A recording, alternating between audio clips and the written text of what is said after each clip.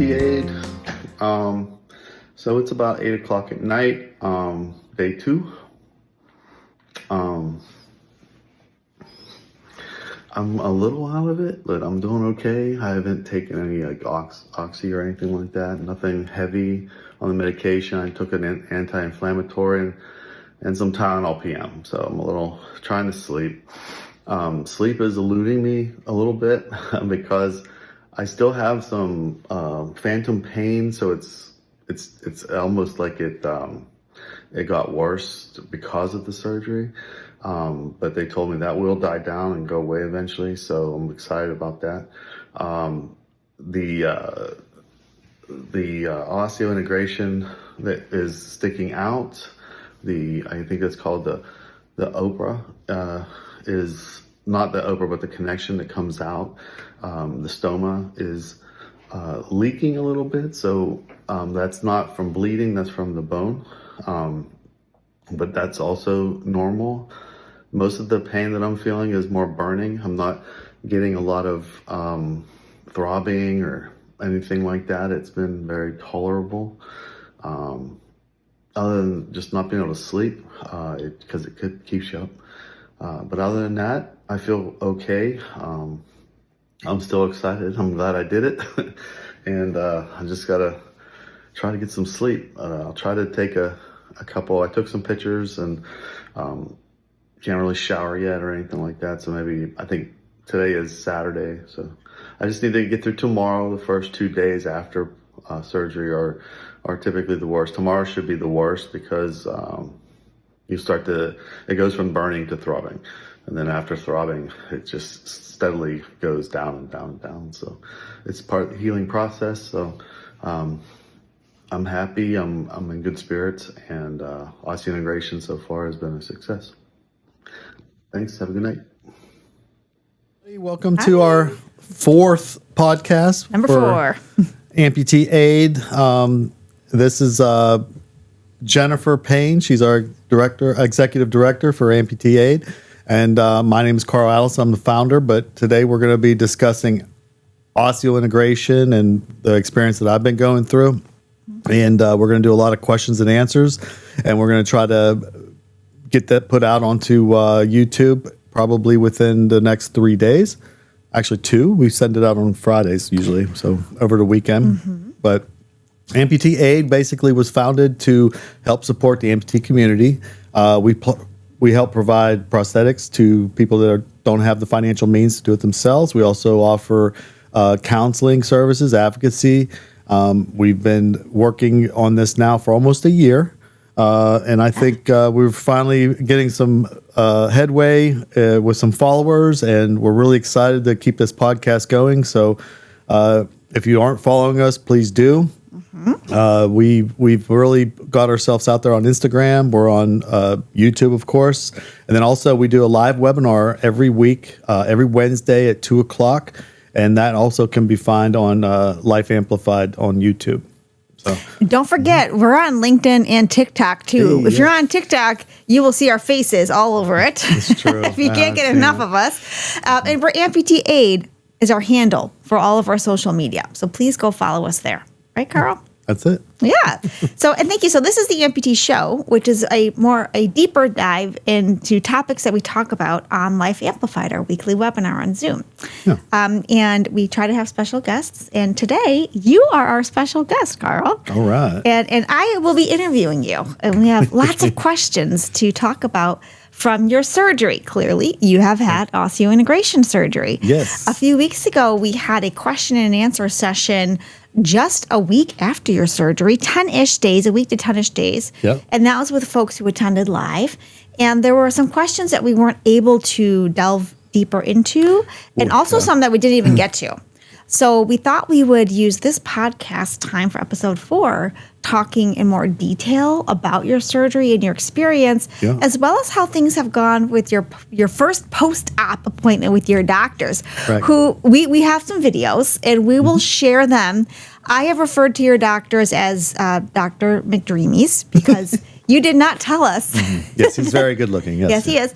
I don't know if he will watch this podcast, but hi. Hey, just to be clear, they all were good looking. Everybody there. I don't know what they're doing there. It's like the hospital has a strict policy apparently, but everybody was great on the video, and it was awesome that they allowed us to do some videoing and some photography of your experience and your journey.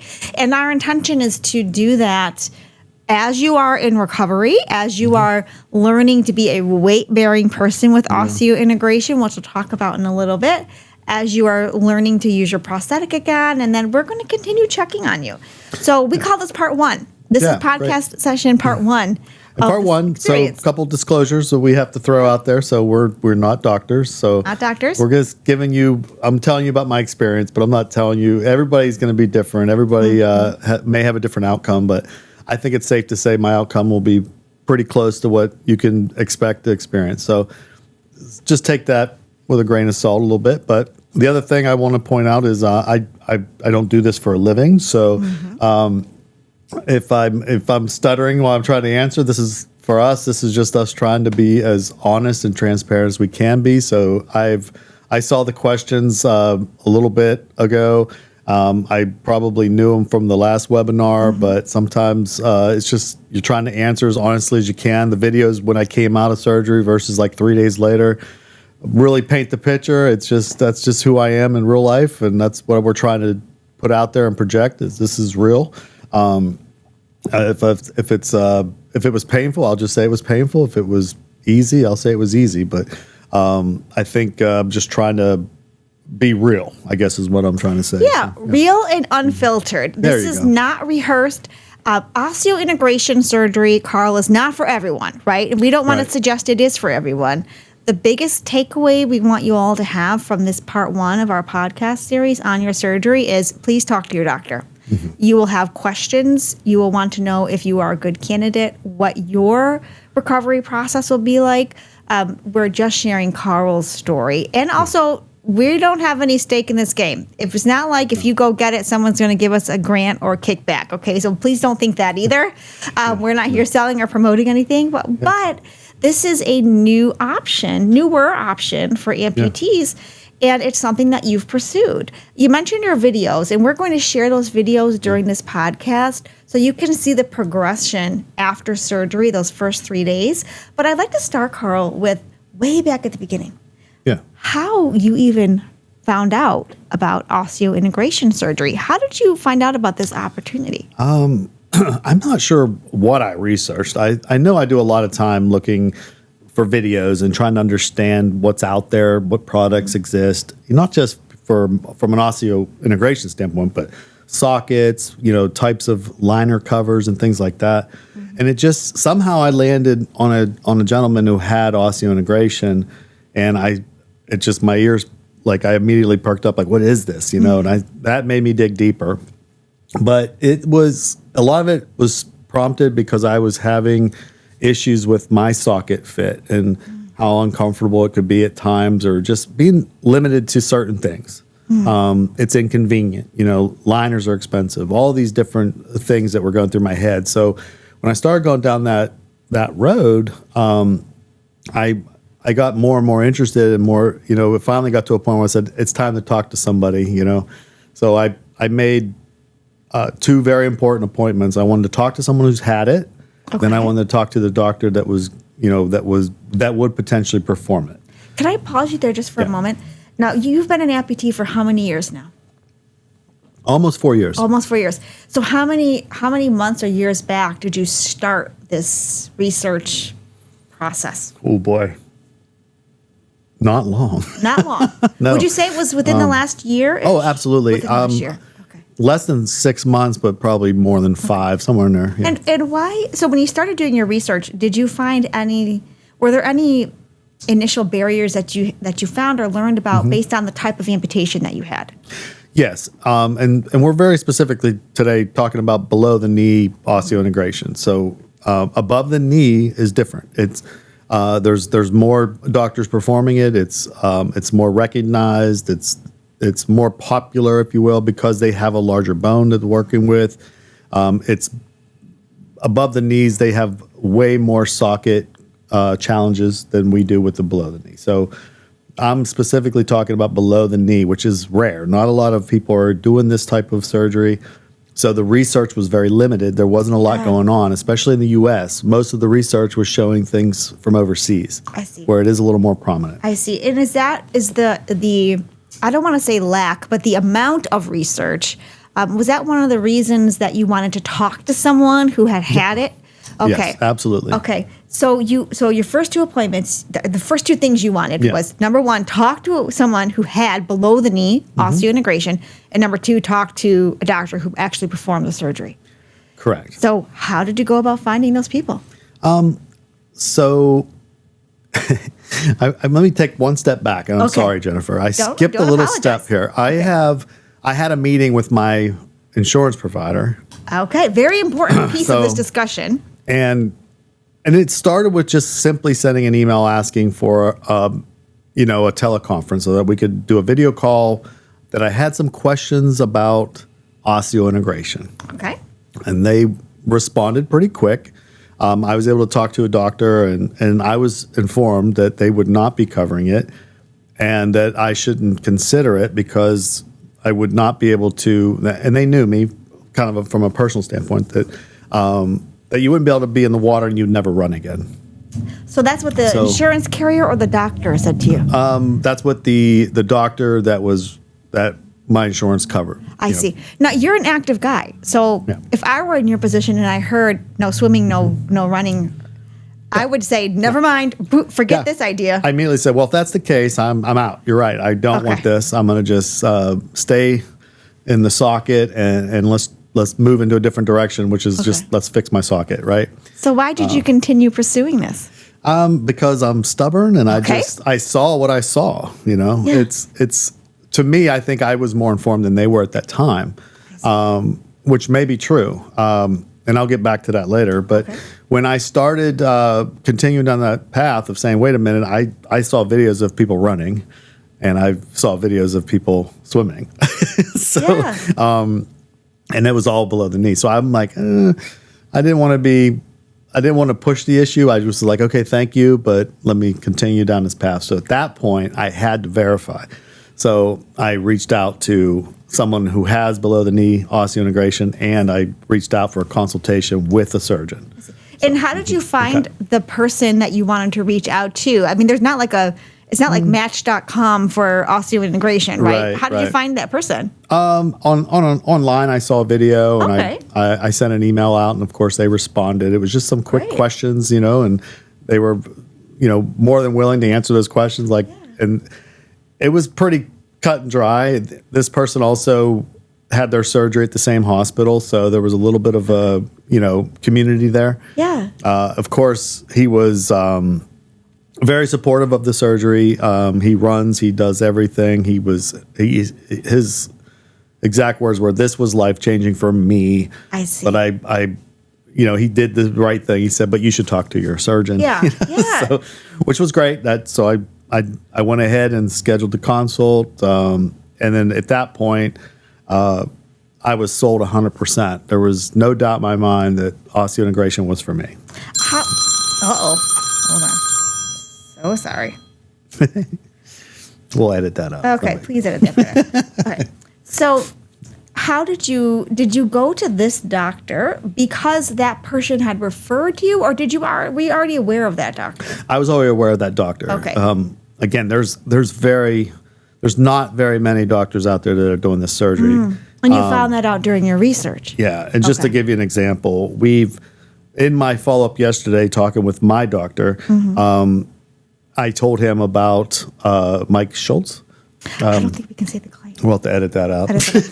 About one of our other clients who was interested in osseointegration. So I was referring him to a doctor in Denver, and I remembered the name because it was a strong name. And Dr. Reef, when I said Colorado, said, "Oh, you're talking about so-and-so."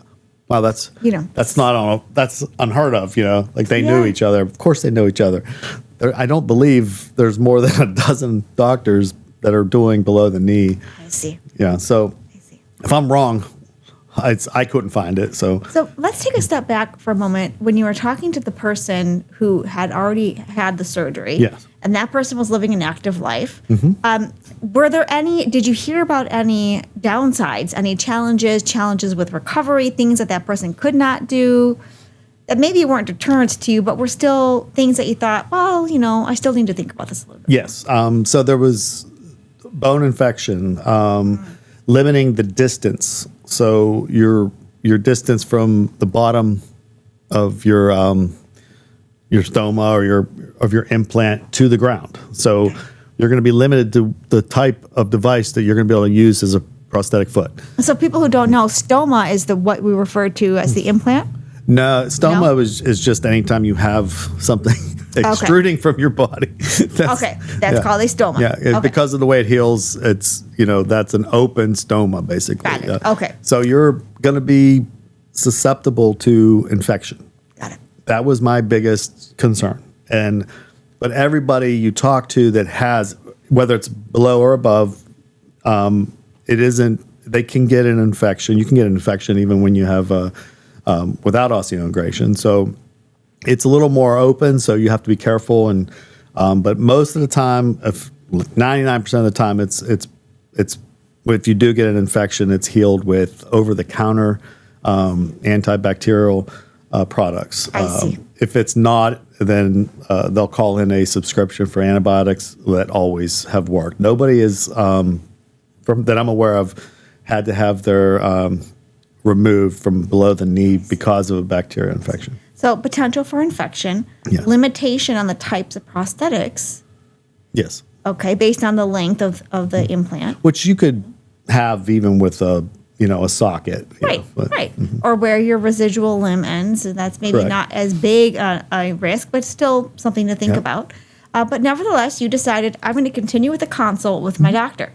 Correct. And so, and your doctor is located where? In New York. In New York. So did you have options of where you could choose, or was New York closest, or why New York? We're here in Pittsburgh. Well, it was either New York or Colorado. So 6-hour drive, 1-hour flight versus Colorado, halfway across the country. And Right. So I, of course, went with the closest one. Okay. But in the consult, I felt a connection with the doctor. What I was looking for, maybe just it just in my mind that was the right choice. I get it. It was the first person I talked to, but I felt very comfortable in that conversation, and I'm glad I did. I feel like I was in great hands. I felt like everything went very smoothly. Did you show up with like a list of questions that you wanted asked, or did you let the doctor run the conversation, or maybe both? I had a list of questions, but I don't even think I had to look at it. Yeah. Really? We went through, it was only a 30-minute conversation, but it was very thorough. The two biggest concerns were, can I run? Can I swim? Right? And then you start getting into the next priority list. Tell me about infections. Well, how many of these have failed? Right. There's a million questions that are going through your head, Right. but when they start talking about the process and how many they've done, and they're already, building confidence, and I felt good about the conversation. There's always pros and cons, no matter what, and then you have to hear a doctor out because, of course, they're going to be even more, cautious with how what they tell you. But those cons, to me, were acceptable. I see. What were the cons? That you heard? You're gonna, look out for bacteria, right? It does change your mindset in life. You can't just jump in a river. You're gonna want to be, and if you do, you're gonna be, get out of there, clean it immediately. Things happen or whatever, but it just changes your mindset in life. You're gonna have to be very cautious. Sure. Running was, not an issue. I've seen people run with them. But I think outside of that, the pain, the setback, having to stop and go out of a socket and be back to crutches. So yeah, that's a little life changing. I've already kind of revamped my house again, using a scooter through the airport. It's like all those memories coming back. From when you had your original amputation. Right. So some people might feel like, I've not progressed, or I'm going backwards in my recovery because now I need to use mobility aids again. I have to get, go see my prosthetist again for a different type of setup, which we'll talk about in a little bit. I might have to learn how to walk, or at least adjust my balance some more. Yeah, and it's never a good feeling when you you have a family that depends on you. You have a job. Sure. You have responsibilities, and suddenly you're saying, "Hey, I'm going to voluntarily stop wearing my leg for 3 to 4 months." Or how about this, Carl? We live in a world where not every place you go is set up in a way that is ADA and amputee friendly. Right. It's just the nature of the beast, right? Correct. Even here in our lovely studio, there's quite a steep stairwell to get up here. Yes. So that's, for some people, that might be a deterrent. But for you, despite hearing some of the risks, the cost, which we're going to talk about in a little bit, the concept of having to use some mobility aids, go through a recovery process, learn how to walk and run and adjust balance, you decided these risks are worth it to me. Yeah. And why? I wanted that freedom. To me, it was a minor setback to move forward. Did you learn about, either in your research or with your appointment with your doctor, any things that would exclude someone from being a candidate for osseointegration surgery, such as vascular issues or bone density issues, anything like that came up? Because it was very personal, I never felt the need to say, hey, so I qualified. What was there anything that would have changed your mind? Right. I didn't really get into that.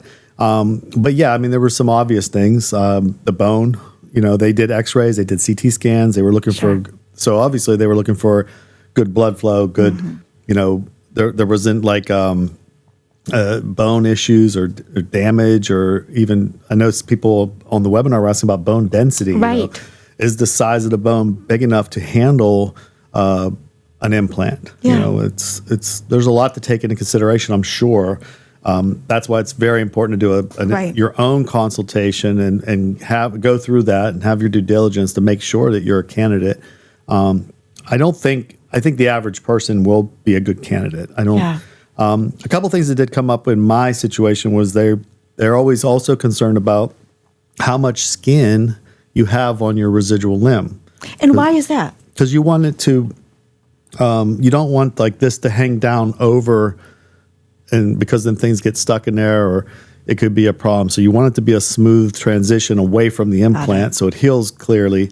So that's important too. So if you have a lot of hanging skin, or you don't have a tight muscle around that residual limb, they would have that will cause even more problems for you down the road. So when they do the surgery, they have to clean that up a little bit, and that could make it even more invasive.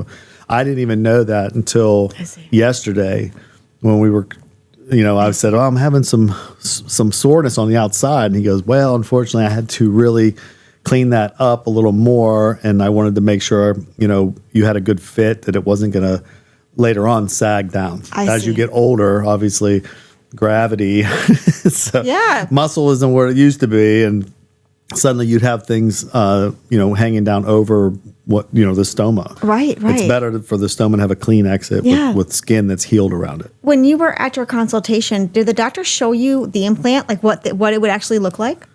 Yes. Yeah. And for folks who don't know, including myself, so we can see, as you're showing us the implant here, how far up into your residual limb is it?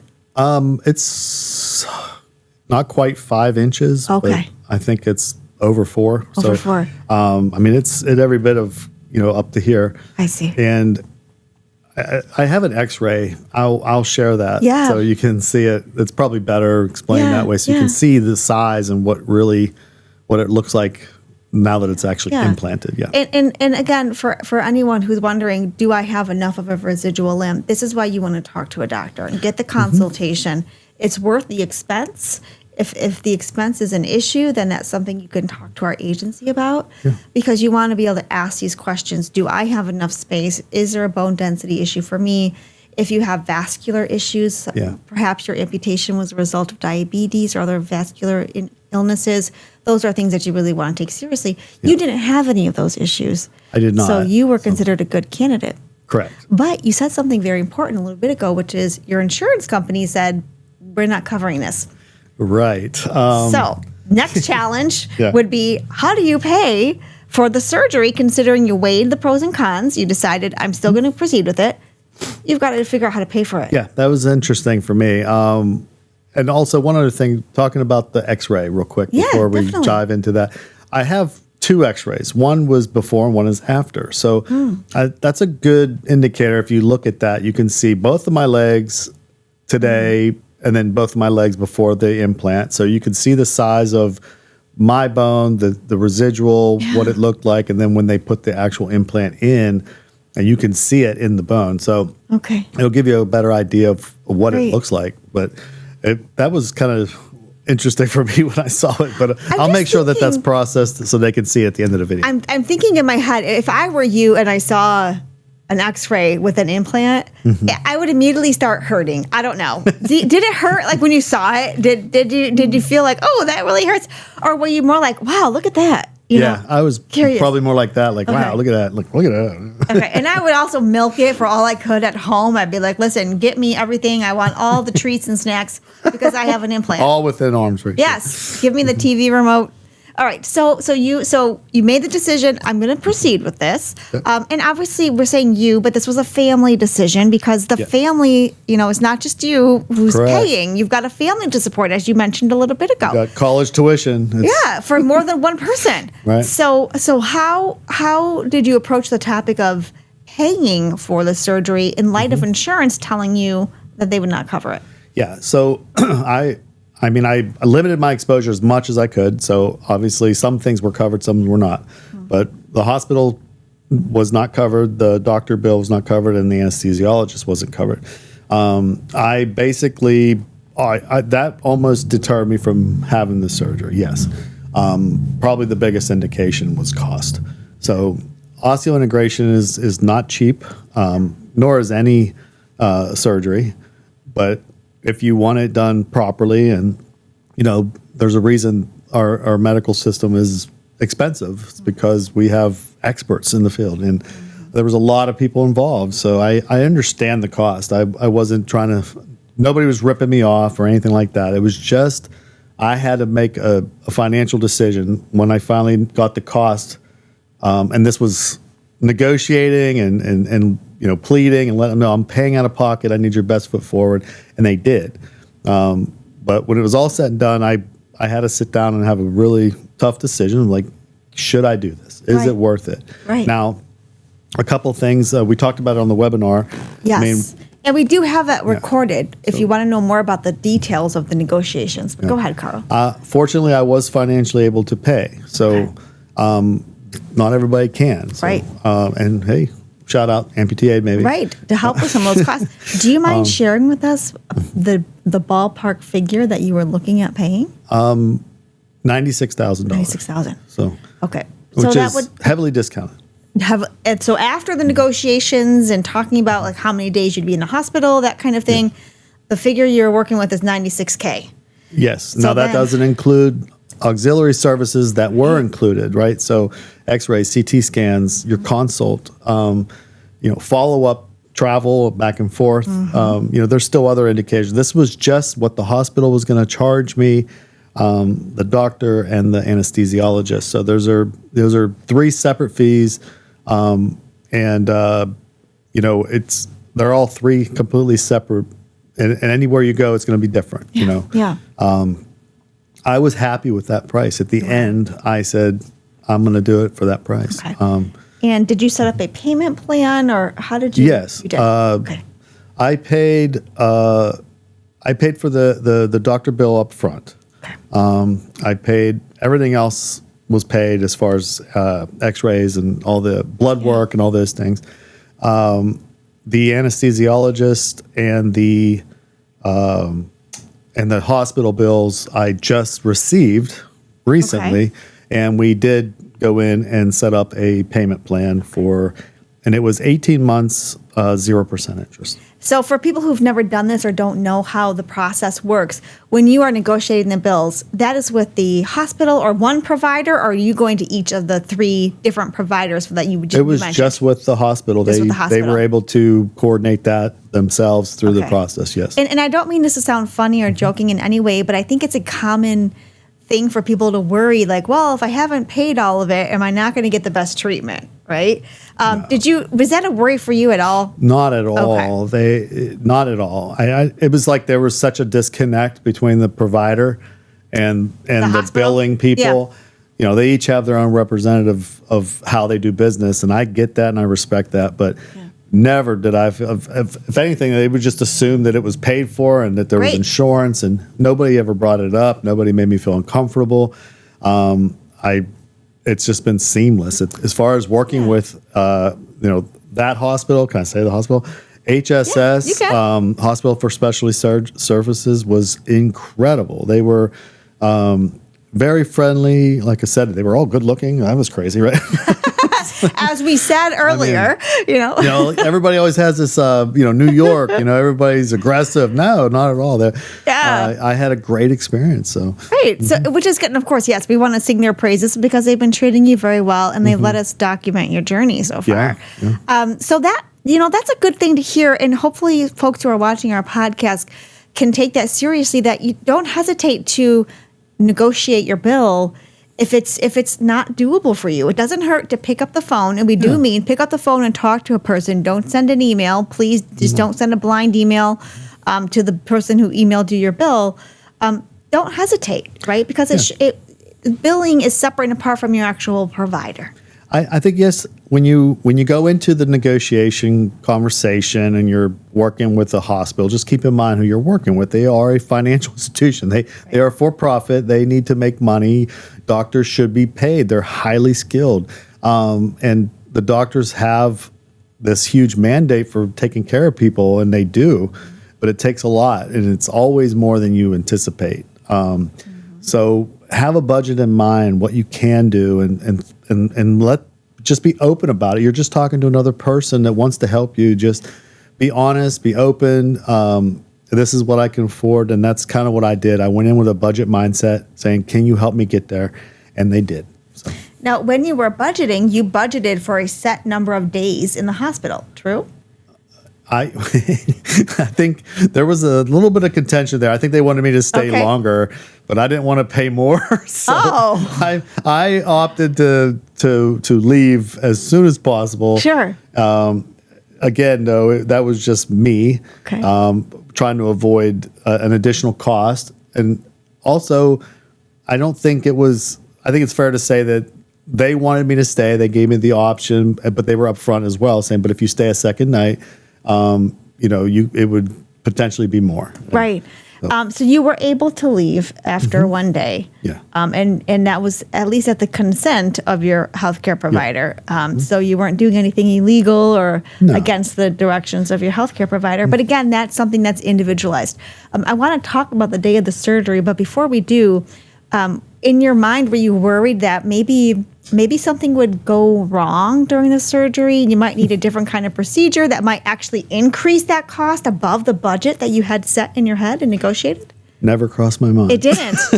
So, knock on wood everywhere that continues to be the case. You if you live my life and you've had this surgeries and you've been through it, there's fears, Sure. I'm sure everybody goes through it. But I felt good about it. I don't remember having those fears or those anxieties. But yes, is it something that could have happened? Most likely. Okay. I try not to live my life that way. But I personally, it's never happened before. I had no reason to think it would happen this time. It never crossed my mind. Okay. Mm-hmm. So when did you have the surgery? It was August 29th on a Friday. Okay. All right. So tomorrow will be 3 weeks. Tomorrow will be 3 weeks. And so walk us through the day of, kind of give us a play-by-play for what it was like. I arrived at the hospital at 5:30 a.m. Okay. I was seen at a reception. They took verified it was me. Then I was sent to another waiting room. I was probably there for another 10 or 15 minutes. So it was 10 minutes, another 10 or 15. And then at that point, it was fast and furious. I was taken back to a bed. I was given a gown. I had a great view of the Hudson River, by the way. Oh, okay. Which I got a picture of, by the way. I watched the sun come up on it was really cool, actually. But, between probably, we'll say 6:30 and 8 o'clock, nurse came in, gave me an IV, prepped me. They shaved my leg, missed a few. They cleaned it, and then the anesthesiologist came in. We had a conversation. Then another nurse came in to verify prescriptions that were going to be called out where I wanted them sent to. And then the doctor came in, again, more reassurance, hey, you're in good hands. I'm glad you're here. We had a quick conversation. It's like seeing a little bit, by at 8:00 left, started heading to the OR.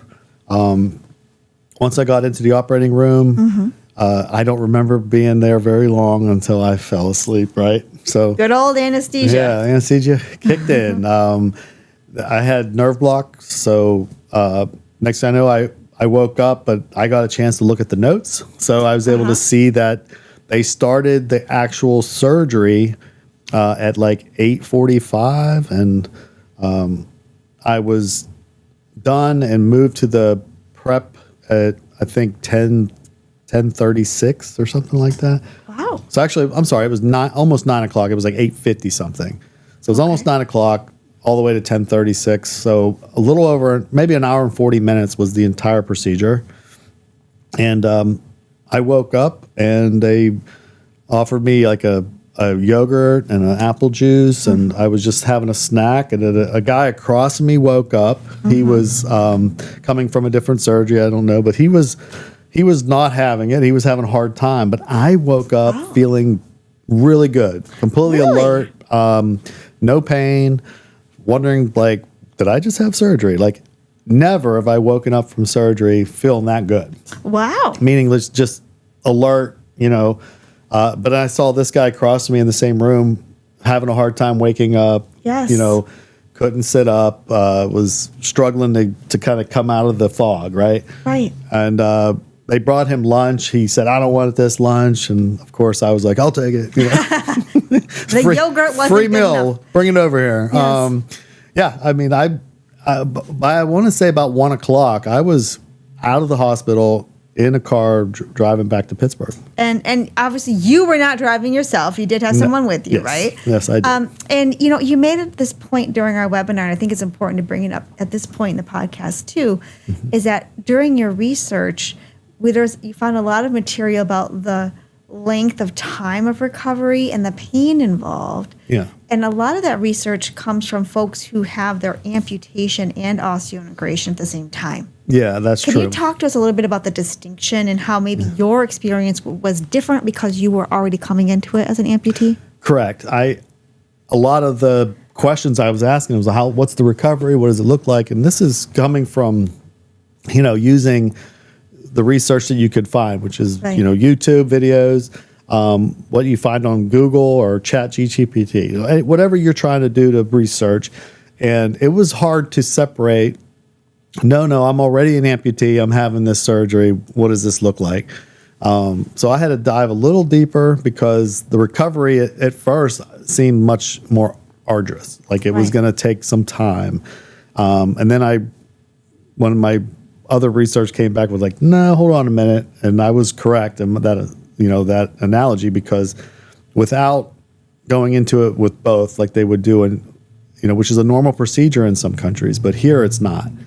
Here, the typical stance is you're going to have surgery and then you're going to get a socket, and it's very documented. The process, the time, you have to be healed, and it's a pretty cut and dry. I mean, most people are going to have the same story, the same timeline within a month of two, But in osseointegration, with already having an amputation, you're really just healing around the stoma. So, and then you have to load it for so long. And then depending on how healthy you are and how heavy you are, how quickly that heals is all depending on your health at the time.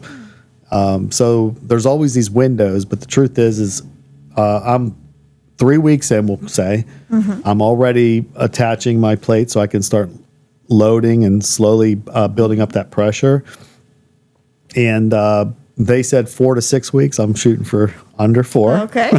Okay. At that point, you're able to don a leg. You can attach a leg. I see. And then they're recommending another, 4 to 6 weeks of walking with a cane or with just slowly getting back into it without putting too much on. Like you really want that bone and that implant to be won and healed and really strong before you push it too far. So they're just taking it slow. Okay. And I want to talk more about what you've learned at your first post-op appointment, about what you have here for us. Yeah. But since we're on the topic of, distinguishing what you read about online, what do you recommend people who are doing research? What kind of search terms or limitations do you recommend for them if they want to research this topic on their own? Yeah. So make sure you're looking up transtibial osseointegration. Mm-hmm. So when you look up the word osseointegration or OI, you're going to get a lot of teeth implants. I've got one. Yep. Yeah. You're going to get a lot of above the knee. For me, it was specific below the knee, which is your tibia. So transtibial osseointegration. That was the key term that kind of opened it up, where I was really specifically looking at who has this and what does it look like. And you mentioned a lot of things coming from overseas, so I'd imagine you'd want to focus on the United States also. Right, of course. Yeah. So you, going back to your kind of timeline or your play-by-play of your surgery, you're driving, your support person is driving you home, you're coming back to the Pittsburgh area, and I made you, but you volunteered also, to do videos of your first 3 days. Yeah. And we'll show them. Okay. And we'll imagine, Nick, this is where you want to put those in. Okay. Yes. So walk us through, in light of our videos, walk us through your first 3 days. Personally, I saw a significant difference when I received them, and even now, from day 1 to day 3. But how, looking back on it and kind of reflecting on your pain and your ability to move around, talk to us about those first 3 days. Sure. So the day 1, I drove back. Keep in mind I had nerve blocks, so I still wasn't feeling any pain.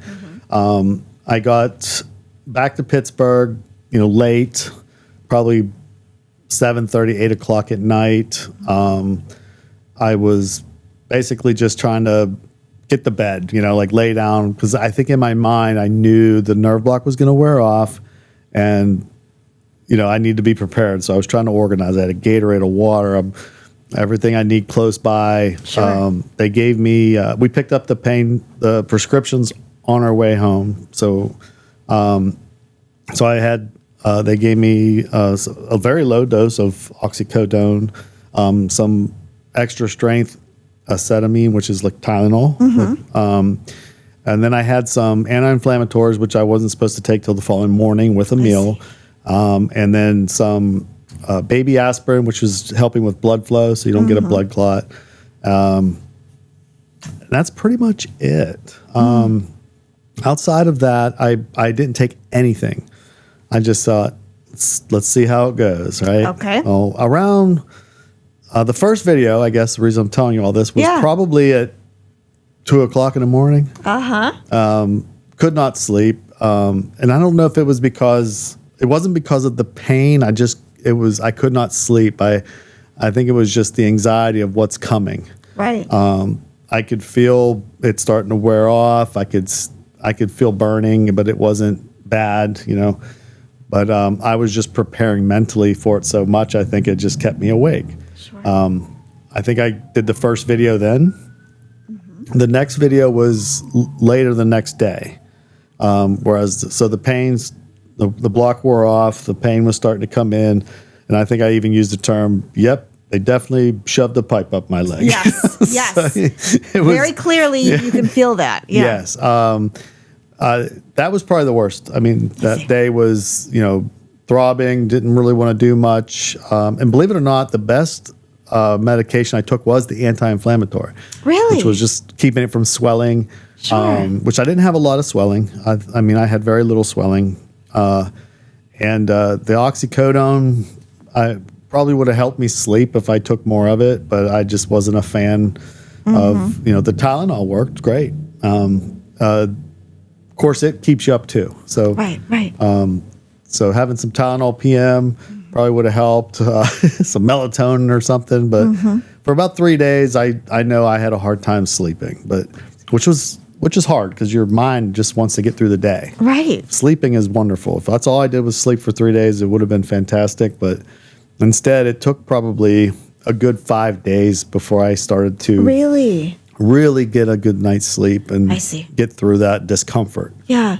And although you were at home and focusing on recovery, you were still working. I can say from experience. Yeah. So it didn't limit you from everything that you would do in a typical day, but you weren't certainly not mobile as much. Yeah, I think it was better during the day. I see. Because then I could be productive. Even if there was pain, I was, getting up, moving, trying to be productive, working on the computer, doing the videos. But at night, there's nothing to do. You can't watch TV at midnight. Not for me, I mean, you can watch QVC. That's what I do. But there's only so much research you can do. Yeah. That was the hardest part because you really are just staring at the ceiling, wondering why you can't sleep, and you're just feeling this discomfort. Right.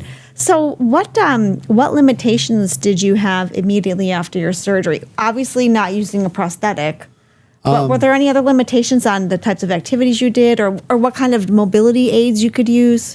I mean, it's obviously crutches are your main thing. Yeah, which are behind you. You can see them in the screen there. A walker, a scooter, but in the first couple of days, I couldn't use a scooter. I could not get on my knee. It was too painful. So the crutches were or I used a walker, which they have their own limitations. A walker is not great for maneuvering through, tight spaces. Crutches have their limitations because sometimes the floor is slippery. Right. Getting in and out of the shower, having to put a stool in there and going back to those, those days, as you mentioned earlier, kind of going, and I hate to say go back as if it's a bad thing, but just returning maybe to a pre-prosthetic lifestyle. Right. Getting in and out of the shower was rough. It's uncomfortable. And then half the first 3 or 4 days I had to cover, I couldn't get it wet. And then eventually when I was able to remove the bandages, that created another thing. You got to rebandage it twice, sometimes 3 times a day. Yeah.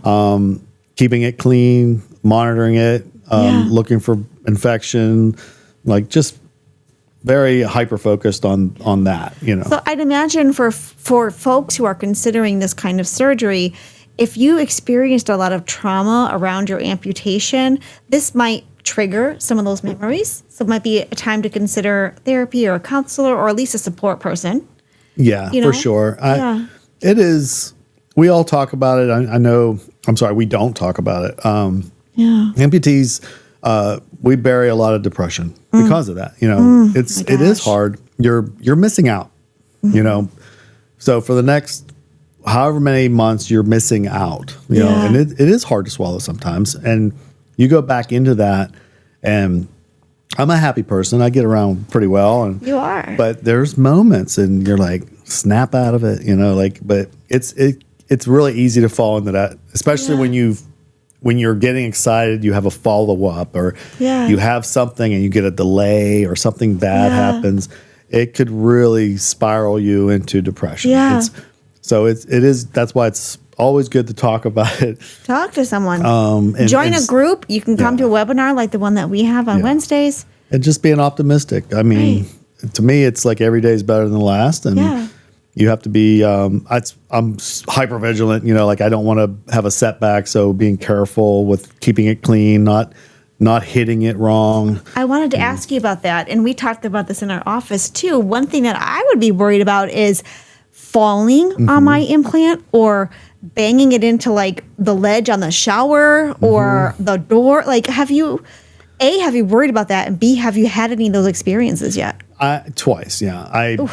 Nothing major. I bumped it. I was, once was just at night. I was trying to sleep, and somehow it got stuck on something, and I knew it.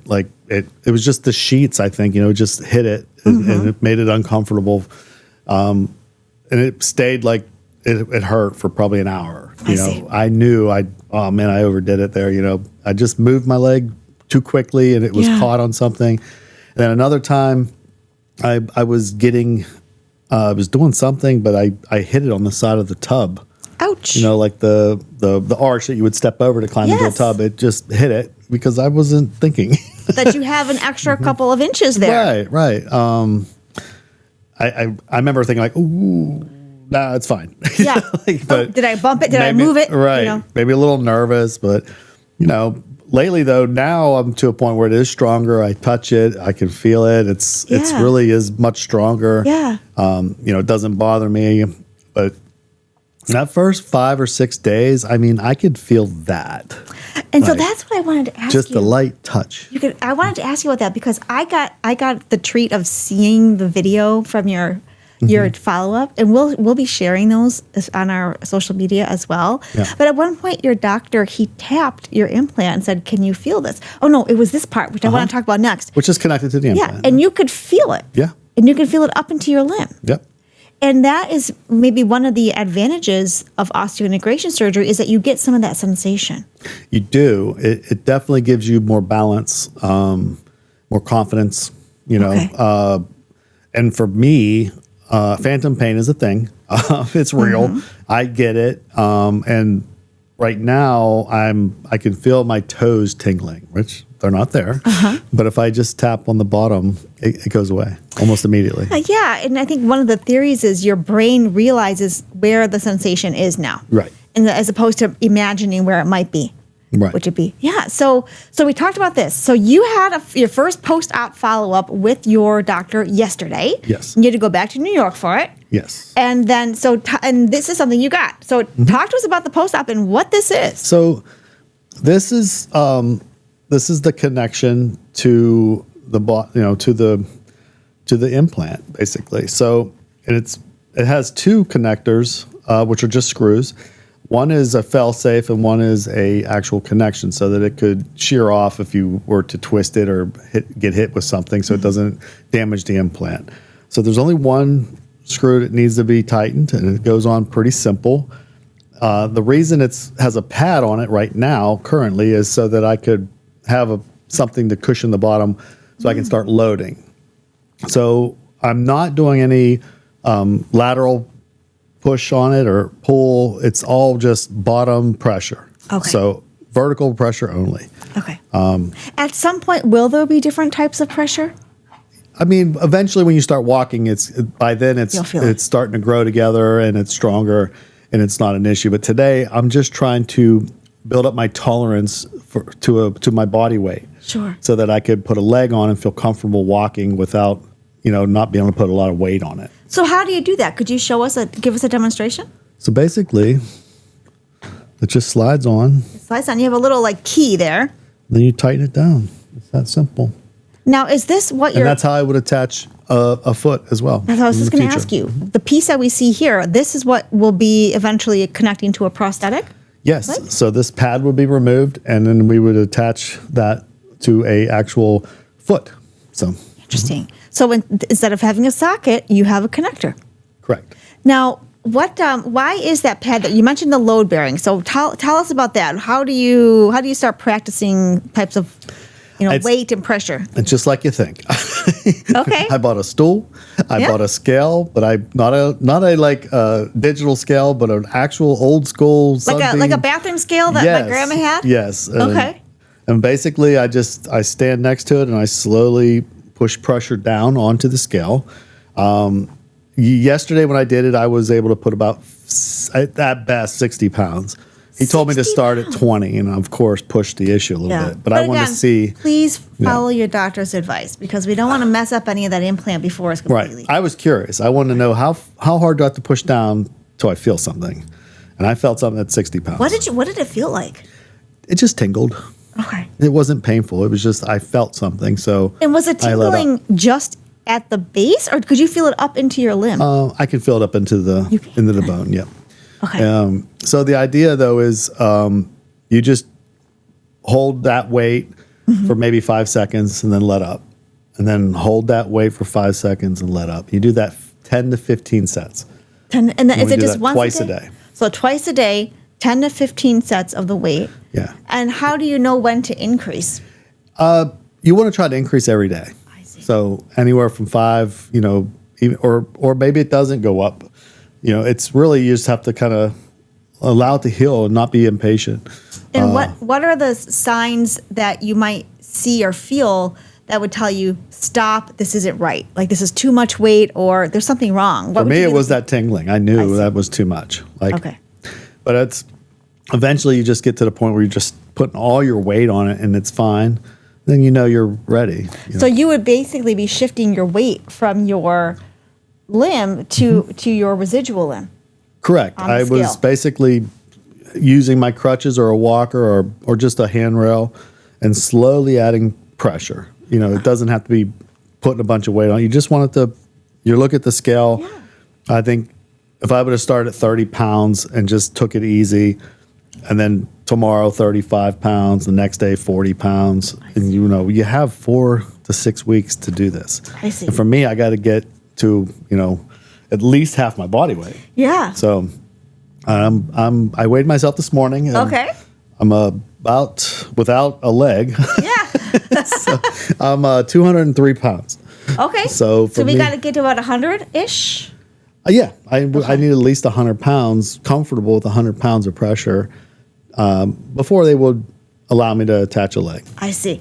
Now, in my head, I imagine this being like this real complicated setup with like this super sophisticated machine. It's a stool and a bathroom scale Yeah.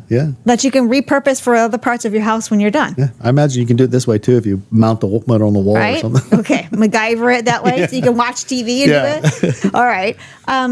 Okay. So 4 to 6 weeks. And will you have a follow-up with your surgeon at that point? Or like what's this Yes. next phase looking like for you? My next follow-up is scheduled for November 17th. Okay. And it is basically at that point, we pushed it out far enough that I already have a leg. Okay. So he's not requiring me to come back. I think we're going to do a video call Okay. to verify that I'm ready to connect a leg. Okay. I actually have a plan to call tomorrow to start the process of measuring and getting ready for a leg. With your prosthetist. Correct. Okay. So, you have to do everything in conjunction with one another. Yes. So, but it's really up to me. I have to be comfortable with it. I have to do the work. Yeah. I have to do the twice a day workouts. Yeah. And then on the 17th of November, I plan on being in New York with my doctor with a leg. Okay. So that's the goal. So Oh, I think it'll be earlier than that. But okay. Again, knock on wood anywhere you can. So part 2 of this podcast series for you will be sometime mid-November, Yeah. and we'll see how you did. Sure. Now, did you mentioned another important piece here, which is making sure that your surgeon and your prosthetist are working together and are working together right from the get-go, right? Yes, they need to Okay. know this type of connection. Tell us about that. That's important for them to understand how they're going to connect a foot. They need to know what adapters they need, how they need to know what that distance is going to be so that they can properly measure me for the right fit and foot. I keep saying prosthetic, but from us, it's from the socket down is just called the foot. Right, Even though foot. it may be some, brace, distance things, and then just the curvature of a, what do you call it? Now I lost the word. Like not the blade, but when you get that made, and then there's a foot associated with that where you put your shoe on. And then of course, if you want a running leg, that's a different leg completely. And Yeah. it has a different connection as well. So you have, At some point, will you be pursuing those as well? my goal is to be running again in January. Okay. So Right in the new year, like all the other people who are super health conscious right after New Year's Eve, except for Right. you, that's been your lifestyle. Yes. Now, so insurance did not pay for this surgery. Do you have coverage for the prosthetic that you need as a result of the surgery? yes, everything is covered from here down. So Got it. Okay. All right. So, we should point out here for some folks after their surgery, they have developed infection, and then that has caused them to have to take out the implant.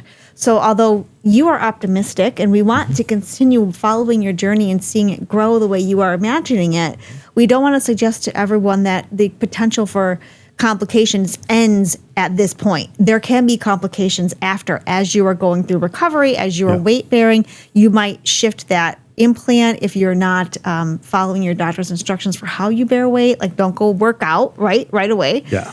So we don't want to suggest that everyone is going to have the experience that Carl has. But Carl, as we're wrapping up our discussion for part 1, it seems to me that things are going as you had hoped they would go. I would say exceeding expectations for Okay, sure. all right. I was expecting much more pain. I was expecting a longer recovery. I don't, I'm not understanding what an implant feels like. This has been nothing like I thought it would be. I'm pleased, to say the least. Yeah. So our goals going forward are get that at least 100 pounds weight bearing. Yeah. Get that prosthetic going. Or lose weight. And, Or I can meet it in the middle somewhere. You can do both. I don't know. These Aruba Island Bowl drinks, though, they might not be the way. Although they are wonderful and they are downstairs below our studio. We love them. I don't know that that's the way to lose weight. Well, I will say this. I've been told to eat as much protein as possible. My body is healing, so yes. I got a protein shake. Yes. So there you go. That is chocolate whey protein with some flax seeds, and it's actually very healthy. It is very healthy. I don't want to knock it. It's not a Wendy's Frosty that you're looking at there. No. Okay, but so health diet obviously is always important, but when you're in recovery, also very important. Yes. Following your doctor's instructions are important. But our goal or hope for you is part 2 of this discussion. We will see you with the prosthetic with your leg attached, and you can talk to us more about that process. How was this recovery? What are we doing going forward? And are we going to meet that January running goal that you have? Because that sounds like to me those are your goals. I'll make it. All right, you'll make it for sure. Well, thank you, Carl, for sharing this phase 1 of your surgery and your recovery with us. Of course. It's always great to learn from you as someone with lived experience, obviously going through what you're going through. We love it when people join us on our webinar and share their experiences too. So another shout out for Life Amplified every Wednesday at 2 o'clock on Zoom, 2 o'clock Eastern time. If you want to join live, awesome. If you want to watch the recordings, you can do that too and share your comments and feedbacks in the comments section on YouTube. Same thing goes for this podcast, right, Carl? That's right. And if you have questions, if you're looking for information about the doctors Carl referenced, how to schedule a consult, if there's a financial issue that you need help navigating, contact us. info@amputee-aid.com, or you can go to our website, amputee-aid.com. We have a little section at the top that says Get Help. Tell us your story, and we'll reach out to you, okay? So anything else that you want to share as we're wrapping up today, Carl? You know what? I want to just say it out loud. I want to shout out to Dr. Taylor Reef for everything he's done for me. Dr. McDreamy. Yeah, Dr. McDreamy.